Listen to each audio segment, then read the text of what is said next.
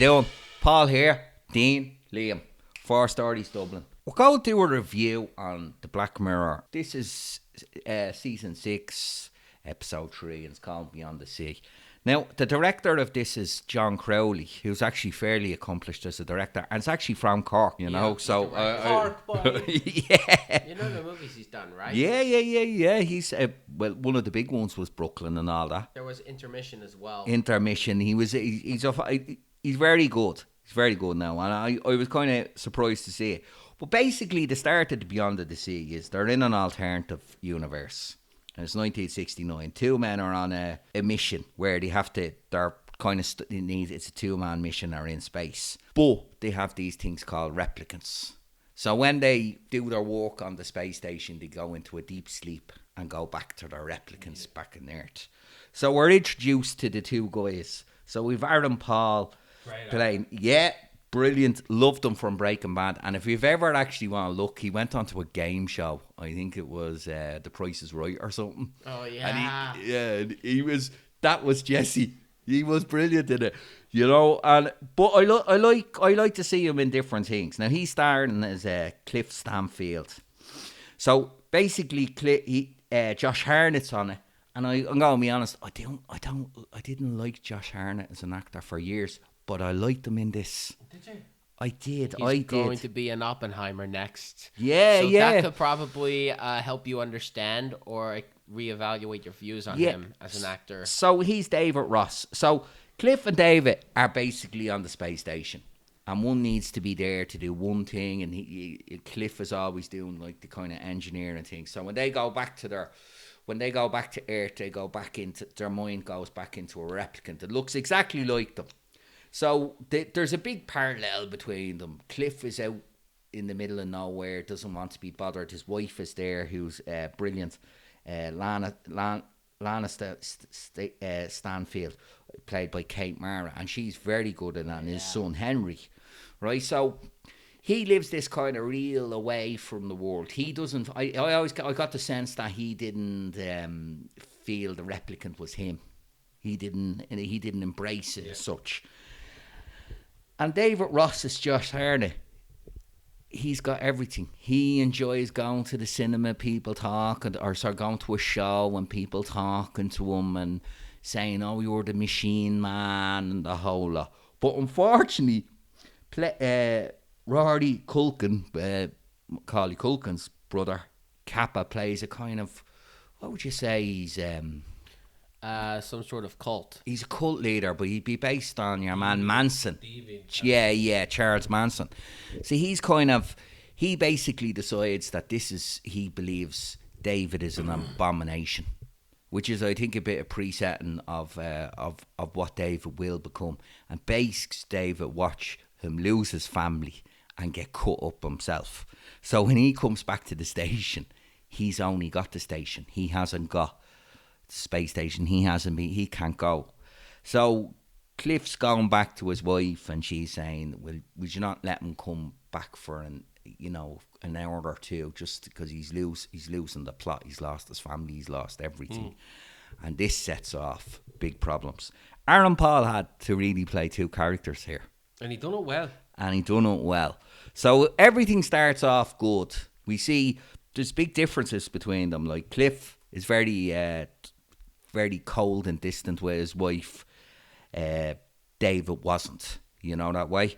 So it starts to become problematic. So David's getting used to going to this life. So going to the farmhouse, he says, "Can I do a painting? Can I do a painting?" And you can see each time he's getting more and more into the thing.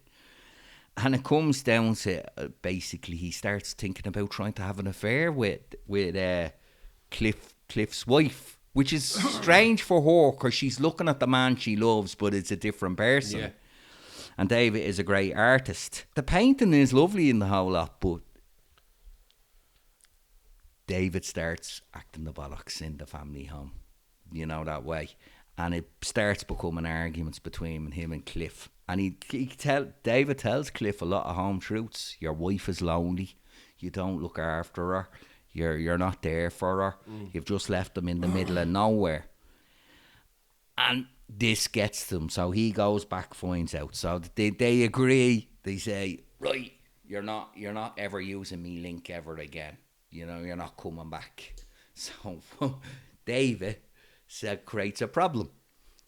David creates a problem. So he says that there's a problem and Cliff has to get out of status and come back out and fix something. Something's thing. And he knows his tag's gone.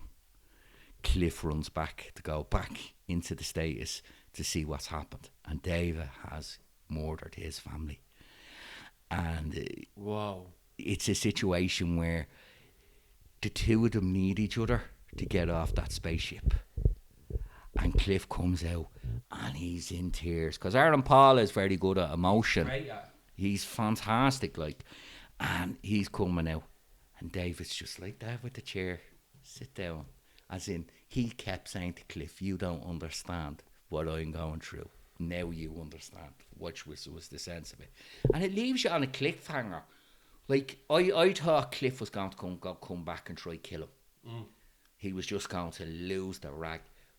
But it leaves a very interesting cliffhanger of where they are, what happens next. And it leaves you up to decide it.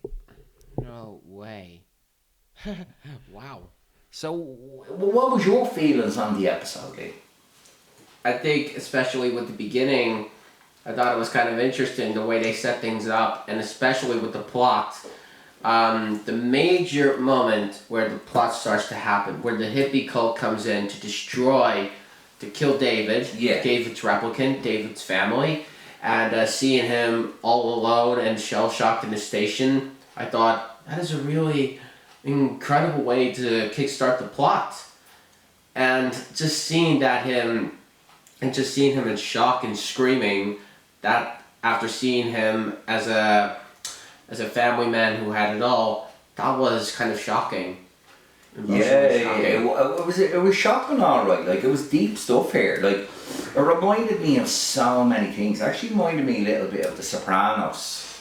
When you watch The Sopranos and the great show. Fantastic show, and leaves it. And Space Odyssey. Big time, that loneliness in the station. You know, and it made me think, because they talk about like going to Mars and talking about going to this.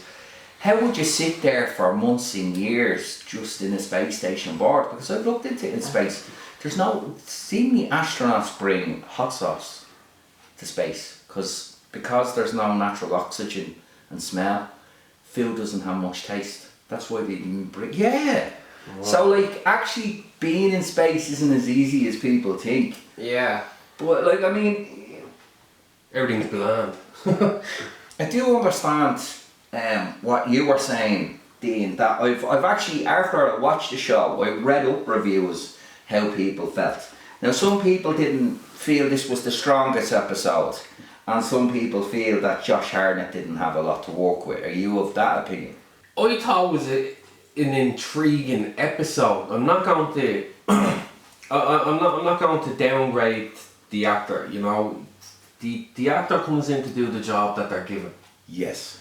So if they're given a rough sketch, that you're gonna only be able to do so much with a rough sketch, like, you know what I mean? Now, I thought you could have played him better, or it could have been just me, you know. Just people have said it. Now, there was parts where he was okay. I'll admit that. There was parts where he was okay, but in comparison to being a supporting actor to Aaron Paul, I thought he could have got something better. Yeah. Now, as I said, I'm not going to downgrade him. No. The episode was. I still personally thought that actually was a good episode. Like, do you know what I mean? To be quite honest with you. Yeah. For me now, I thought actually out of the 3 episodes we've done, this is the best one so far. I thought it was really good. Like, there were certain things that I liked the way we did it, and you know, Aaron Paul was brilliant in it. There was a lot of restraint in the acting, I think, and I'll agree with John, right? Yeah. Yeah, and then when things broke out, but there was something, and people are saying Josh Hartnett's David Ross had problems. But for me, it goes back to something we looked into with Gacy and Bundy and all these. You have to be careful about some people you feel sorry for, because they can take advantage of it. That's when people, they take advantage of it. They love and David Ross took advantage of everything there. Yeah, he did. He found a woman that knew was in a sexless marriage, and he thought he was going to change it. So for me, yeah, he didn't have as much screen time to work with, but when he was on camera, he was okay. Yeah. I think they could have got someone better though. Yeah, and but I thought Aaron Paul now was brilliant on this, and it was interesting, and I would like to see Aaron Paul being, that stoic character in things, and I thought that was interesting. I have to say, I really enjoyed it, and Rory Culkin was great as a cult leader. Yeah. He was brilliant. Like he was good. He only had a small role. That was a man's brother. Yeah. And he looks deranged and has one of the various Culkin brothers. Yeah, there's a few of them. One of them in Succession, isn't it? Right now. And in Scott Pilgrim versus the World as well. So there is a few there. So I recommend the episode. I recommend Black Mirror. Would you like? I'll go give it a rating. I do understand what people are saying about the kind of pacing about things and stuff like that. Some people felt it was predictable, but I would say I think they were trying to show the loneliness that was going on in these two characters. Too much. Too much, but I think that was it. So I honestly enjoyed it. I'd give it an 8 out of 10 now, I have to say. I did enjoy it. How do you feel about it? I would feel the same way. 8 out of 10. Yeah? Yeah. I think it's genuinely good. And I really did like the exploration of space and how a certain tragedy can... I really do like the idea of exploring how a tragedy can spiral you down into ways that is far beyond who you used to be. Like monsters are created. Yeah. There was a little bit of a monster in David from the start if you look at an arc, but he became a monster by the end. Yeah. Yeah. Drama can fuck you up in so many ways. Big time. Dean, so what would you like to rate it there now? I'm going to give it a 9 out of 10. I enjoyed the episode. It's different. It was different because I'm not one for watching much stuff, space kind of style, in a sense. And most of the stuff that are space stuff nowadays is rubbish. Yeah. This was kind of different, and I enjoyed watching it. Alright. Do you know? No, I did. I enjoyed watching. So I'd give it a 9 out of 10. I enjoyed this episode. Now, to be fair, like I didn't really feel there was many problems with the episode whatsoever. Like the cinematographer, done in it was fantastic. Wasn't it? It was the fantastic. Rivers and the house. Aaron Paul again gave a fantastic performance of just showing how quick you can change emotion on screen. It's absolutely fantastic, man. Do you know what I mean? So I actually quite enjoyed it. Like now, I'm definitely going to sit down and watch the rest of them, and I am going to sit down and watch from season 1 again. To be fair. Cool. So that's our rating on that. As I said, a big thank you to Saza for recommending Black Mirror. Thank you, Saza. Give it a review. So I think we'll call it quits on that, and give us a share, a like, subscribe, and as always, we wish you the very best of days, and good night.